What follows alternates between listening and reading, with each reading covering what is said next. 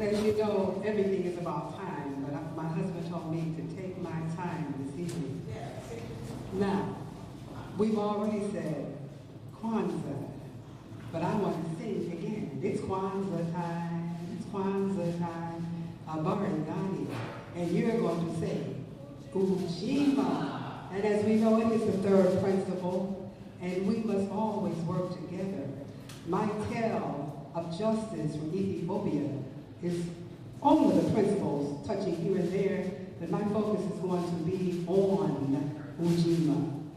I want you to remember the characters that I'm going to talk about in my tale.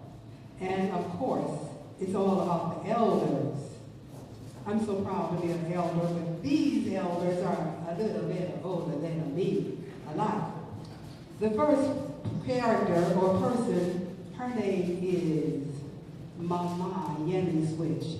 Why do I call her Mama? Because we refer to the elders as Mama and Baba. She's a widow, and her greatest joy is taking care of her dear little flock of sheep. Now, Baba, the farmer that lives down the road, he is, you know, a nice old farmer. And I forgot to say that Mama and Baba are very hard of hearing. Remember that, because that's part of the tale as well. Then we have the wise justice of all the land.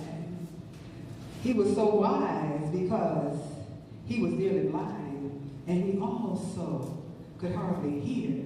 In fact, most of his hearing was gone. And because of that, God gives us special and extra senses. Because he could see no evil and hear no evil, he was very fair. One day, Mama Yemi Switch, she got up, she opened the door, and a flock of sheep had disappeared. But of course, we know there's no magic going on there. She didn't worry about it because she knew there was only one road going from her house to Baba the farmer's house. And they had to have wandered off down the road, and Baba the farmer surely would have seen them. She put on shoes, stepped out, and walked on down the road, taking the time, because she had grown really old, but she still could move that body. Baba was standing in front of his farmhouse, and Mama Yemi Switch walked to the door and said, "Baba farmer, have you seen my flock of sheep?" Now remember, Mama was hard of hearing, and so was Baba. He said, or at least he thought she said, "How are you doing?" He replied by saying, "I'm doing not so well. I'm tired. I've been working over there at my farm, plowing my sheep." Remember, she was hard of hearing. She thought he said, "Your sheep went over behind the hill." She thanked him, and she walked on around that hill. And as she neared the hill, there were 20 sheep, but it sounded like there were 2 sheep. Bah, bah. She walked on around there, and she saw those sheep. And she said, "Oh, thank God, thank God." And as they began to follow her, she noticed one of the lambs had hurt his leg. She says, "Oh my God, I gotta bend over." She pulled him up to her arms, and as she pulled herself up, she began to walk, and she thought, "Well, I'm gonna give that one little lamb to Baba the farmer because he was really nice and he deserved a reward." And as she got to his house, she knocked on the door. But of course, remember, he could hardly hear, and nor could she. She knocked again. "Well, I know he's inside that house." And she knocked again. He came to the door, he opened the door, and he saw her with the little lamb in her arms and said, "Ah, you found your sheep." She said, "Baba, yes, I have, and I'm going to give you this little lamb here." But he thought, remember, he could hardly hear. He thought she said, "You have injured my sheep's leg." Baba, I dare she accuse up injuring her lamb's leg.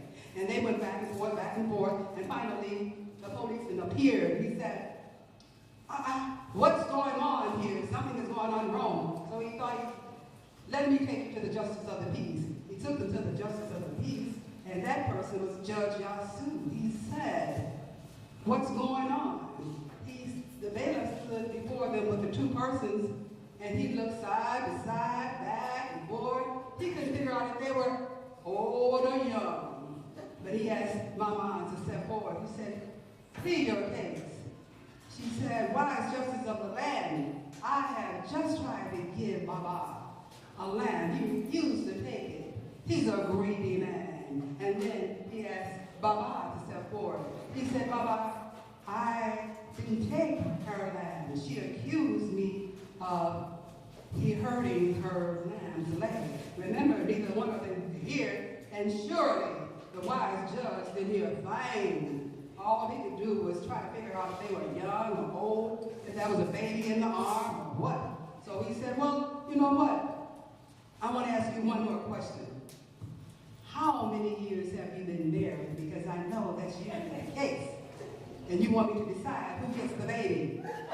She said, how many years have you been married? She thought he said, how many sheep do you have? She said, I have 20 sheep. And he said, you've been married for 20 years, and you are yet to solve your problems. Well, guess what? I want you to go home, solve your problems, and take care of that baby in your arms. The bailiff tried to get them to understand what had been said. And finally, he got them to understand, and he said, go home now, because the judge has said if you don't, you will go to prison. What did he say? He said you would go to prison. Now, they understood prison. Okay, we're not married, but we're going to go on to the priest and get married because we don't want to go to prison. They got married, and after that, Mama continued to prepare those dishes, delicious meals. Baba continued to farm, and neither one of them could hear no evil. But they could speak no evil, but there was nothing to speak since they could hear nothing. And the wise judge became wiser because he could hear no evil and speak no evil. So he responded to his heart, not to what he heard. So that just goes to tell you that if you work together, listen to your children, listen to your husbands and your wives and your friends, working together and being responsible for one another, you can be your brother's keeper. Working together. Thank you.